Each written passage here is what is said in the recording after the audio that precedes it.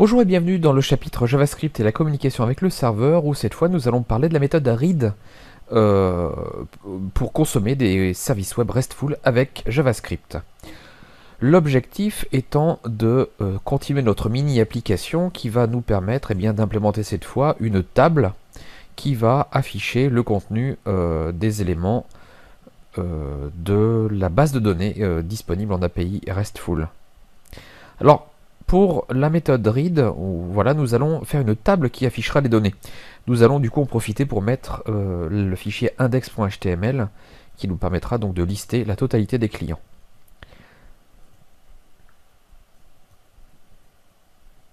Alors concrètement, comment ça va fonctionner? Eh bien l'idée, ça va être de créer ici une table dans laquelle nous allons mettre tr, td, etc., etc., autant que nécessaire.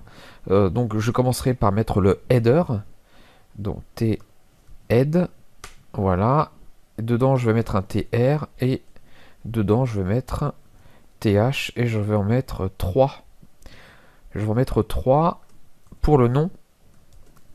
Alors, je vais mettre name parce que j'ai tout mis en anglais. First name et action, actions qui vont être, ça va être delete en fait et update. Voilà.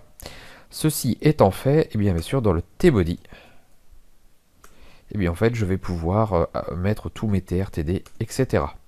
Alors concrètement, comment tout ça va fonctionner?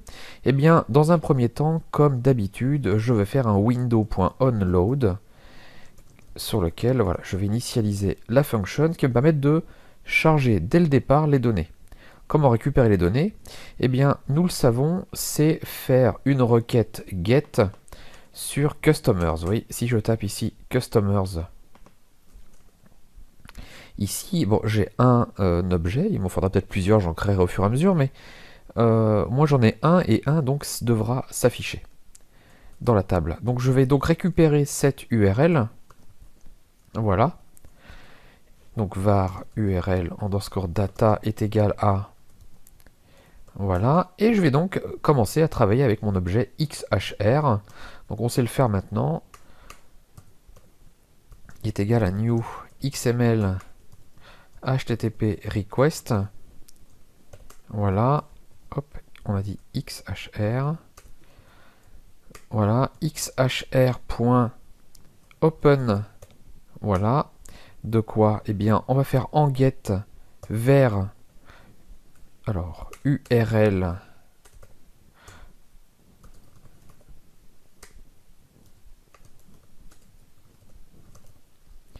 Voilà. Et puis, bien sûr, on va être sensible au retour du serveur. On ready state change. Mais ça,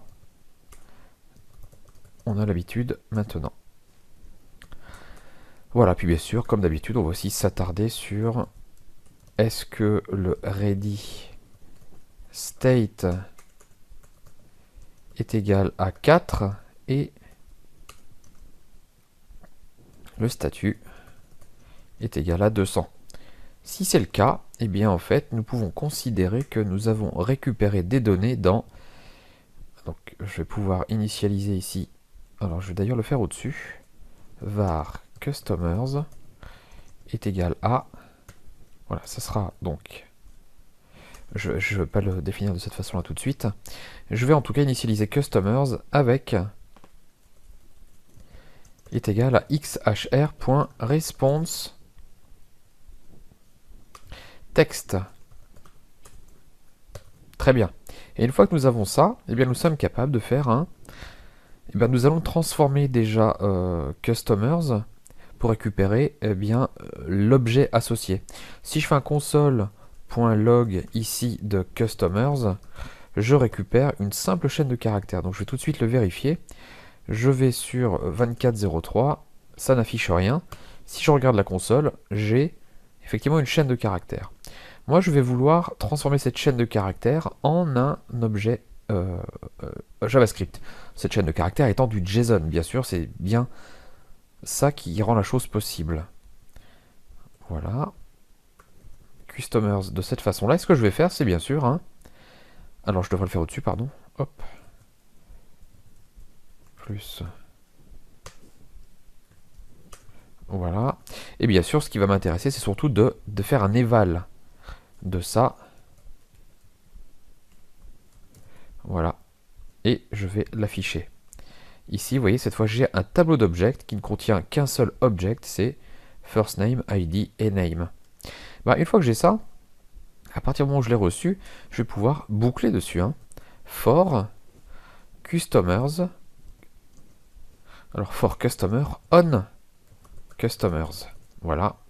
Je vais pouvoir faire ma boucle ici et faire mon petit log de customer. Toujours, je vérifie toujours si j'ai toujours les informations qui m'intéressent.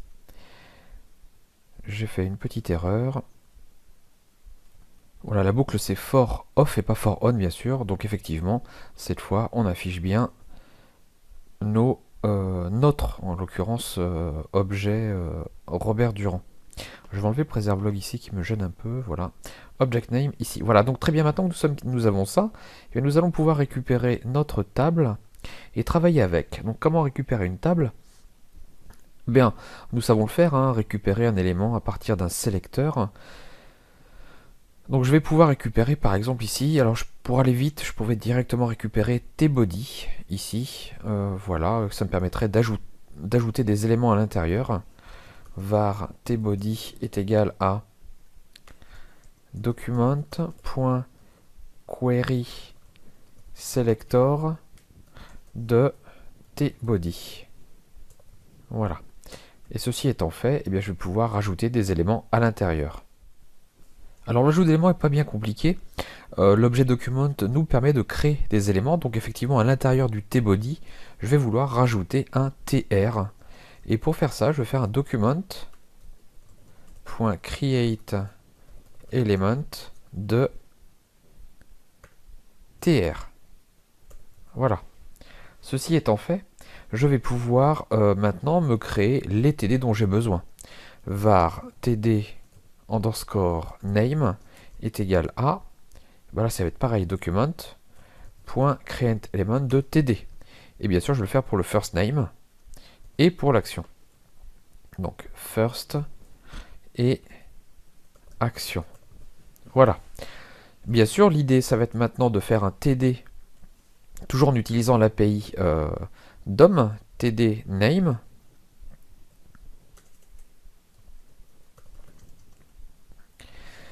Alors on va changer la propriété inner HTML est égal à, eh bien on va prendre ici le customer.name. Voilà, là c'est pareil.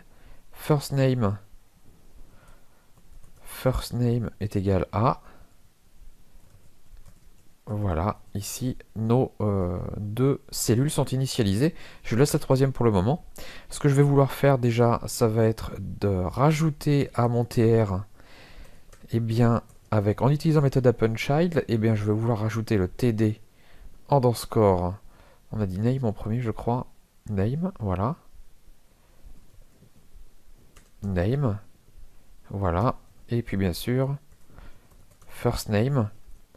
Et nous allons tester. Donc normalement, ici, eh bien, je n'ai rien eu. Alors, que se passe-t-il? Oui, bien sûr, il nous manque une chose, c'est qu'une fois qu'on a fait notre tr, il faut absolument l'ajouter au tbody.appendChild de tr. Voilà, et cette fois, nous avons bien notre Durand Robert qui apparaît. Alors, une autre façon, peut-être un petit peu plus intuitive, mais peut-être moins pratique, serait directement de faire ce genre de choses. Ici, par exemple, nous allons créer une balise A pour la partie delete.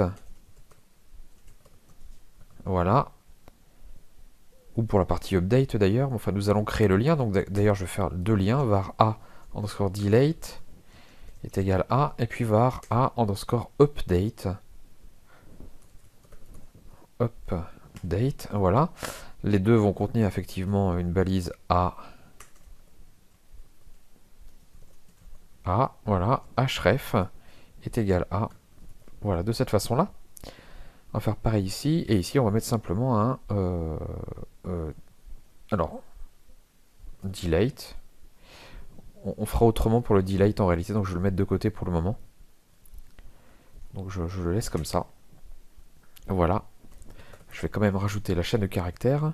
Et puis bien sûr, pour l'update, on va faire ici un update et on va faire un /update de cette façon-là, .html. Voilà. Et comme ça, on affichera les deux liens directement. Donc voilà ce que nous pouvons faire maintenant, c'est simplement ici de rajouter dans le inner HTML le delete. Puis effectivement, on va peut-être rajouter un caractère pour séparer les deux. A underscore plus, pardon, A underscore update, point virgule. Voilà. Et normalement, effectivement, on fait notre TD action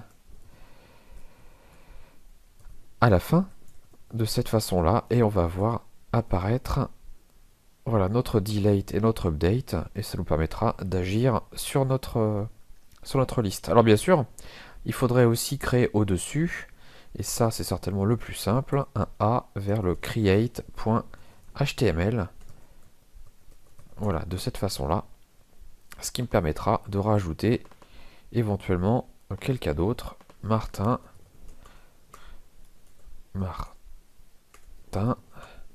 Jean. Voilà, je fais envoyer. Effectivement, ça c'est bien créé. Je peux retourner sur ma liste et effectivement, on voit bien ici que j'ai mon deuxième customers qui a été rajouté.